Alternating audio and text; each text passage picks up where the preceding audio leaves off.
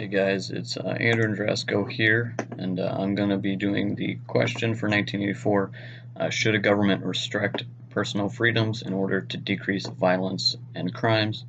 If so, to what extent, and where do we draw the line and why? So first, why, or should the government constrict our public freedoms to prevent the crime? Um, in a way, I believe they should, to an extent at least.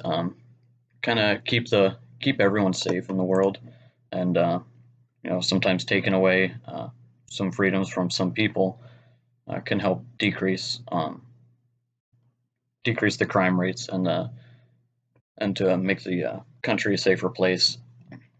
And so, kind of in today's society, we kind of already have this happening. Our freedoms are restricted a little bit. We constantly have police patrolling, looking for anything unusual that could lead to anything dangerous. So, in that way, we don't really have anything.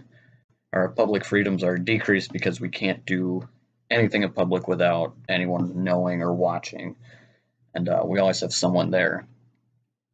So they're not as restrictive as in 1984, though. We still can live our lives as usual, and we don't have people constantly sitting there knocking on our doors, constantly wondering what we're thinking, what we're doing, and then if we feel a different way, and we're allowed to feel different ways. We don't have someone to come and tell us how we need to feel and how we need to think. And even now, our public freedoms are very, very much decreased if we are convicted of a crime or anything. Or just like Winston, we're put hidden away, locked up away from the public. We're put in jail cells. You have all of your freedoms are basically at that point removed. You have your basic needs. You have your food covered, and you have your place to sleep. But other than that, you have zero freedom at all. Maybe a couple times a day you get to go outside, but compared to an average person, you have zero freedom at all at that point. And you're kind of followed with that for the rest of your life too, as you've been a convicted felon, or you're convicted of something. You're always going to be always going to follow you forever. So where should the line be drawn is kind of a tricky question, though, because it differs on every matter that you have. So, how when should they start stepping in to things? If it's just a small little vocal argument, should we have that? Should we have it that people step in at that point and are really listening in and are allowed to step in when they hear something getting heated, or should it be more relaxed where we don't allow anyone to hear inside of our houses, as in 1984? We're not always on camera in our houses. But when it gets to different stuff, if there's someone plotting to inflict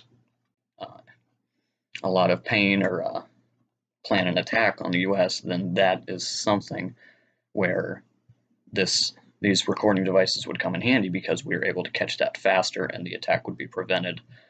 But also then it feeds back to everyone's going to be watched all the time. So there's a lot of give and take with everything that's happening there. But I definitely think that in some ways there should be some monitoring of it, as there is now. You have the CCTV, and GPS satellites are constantly tracking people in real time, and it's keeping our population safer. And if there's something that you don't want them to find out, then I think people are more apt to push that question away and say we need to keep we need to keep all of our personal freedoms all the time and have as little government interaction as we can. But yet some of the other people that aren't hiding stuff say whatever. You can come and check on me. You can come and listen in. I'm not hiding anything, so I don't need to have anything to be worried about. So that's kind of where it's the differences between them. So yeah, really, it's the personal freedoms are just they can help to decrease different things like terrorist attacks or plots, or even small things within the community, small crimes, a little argument here and there, where it's not really needed as much. But then on the bigger picture, where on the bigger scope, where you have something much bigger than just a tiny little argument. So that would really help out with where these personal freedoms should be limited to and where they shouldn't be limited to. But it's definitely a broad question that can be answered in many different ways. Thank you.